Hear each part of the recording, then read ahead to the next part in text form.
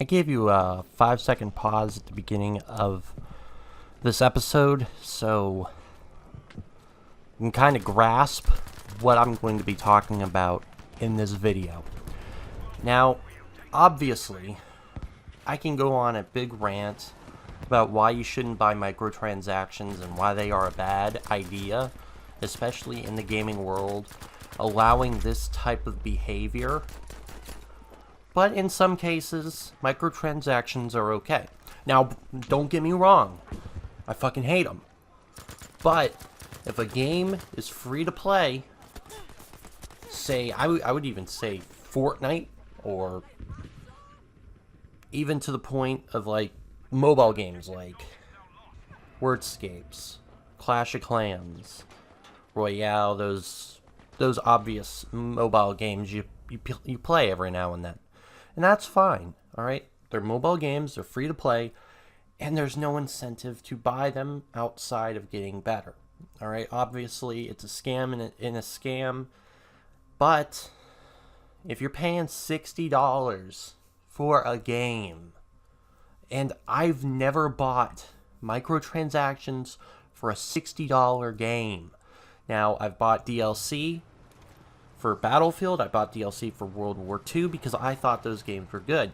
I found them and they earned that money because I enjoyed the game and I wanted more content for that game. Alright? In this case, you're not buying much. If anything at all. Alright? Microtransactions not only kill the game, it ruins it. Why do I think they ruin it? Because, think about it. It gives them more of an incentive to make stuff to get behind a paywall. Whether it be the thing that would actually have been in the main game, or anything that would be, you would have been able to get legitimately without paying real money for it in the game with rank ups or gamer score like they used to and stuff like that, where you had to do a certain achievement, you had to do a certain thing, and then you would have gotten it for free. But now you're basically, instead of giving your time over, you're really just giving over your money. Really, you're working, if you do work, say, so many hours, say you're really into your job and you're working 50 hours, because that, more than 40, say you're working a good amount of overtime. You're essentially using that money to pay for the game that you would have actually had to put your time into if you actually had time. Now, I can understand why that works for some people, but for everyone else that actually likes to play the games and have a reason to play it, there is absolutely no reason to stick in there and play that game, because everybody else gets that thing. There's no opportunity for you, even though you put more time into the game than that person. Which makes these upgrades really annoying. And why do I have Battlefield up? Because no matter what anybody says, there's a lot of things this game does right, especially when it comes to microtransactions. And I'm not saying microtransactions will ever come in the future, but they're coins. You can't buy them, but it feels rewarding to get them, and you're actually able to get in-game loot with that.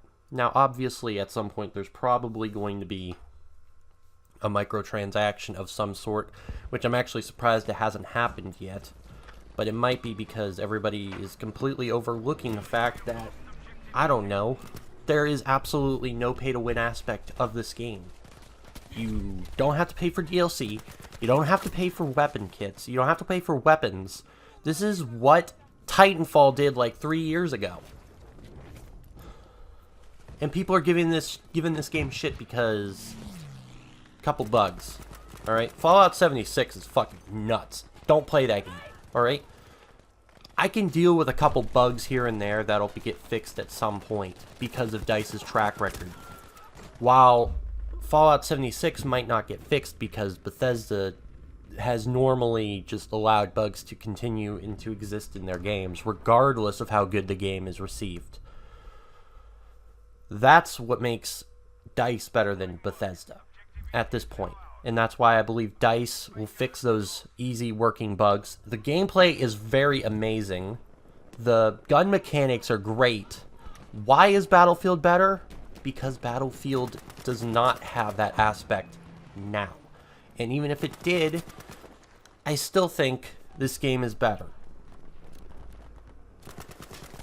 It gives you more of a reason to play it, and I feel like every time I play it, I have stuff to unlock, and I have stuff to do, and that's just what I haven't seen in Battlefield 1, although I love that game to death, too.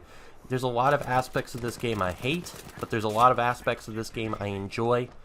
Leave your interesting comments in the comment section down below, and I will see you guys in the next one. Thank you for stopping by. This has been the Draxixdude, DRAXIXDUDE, signing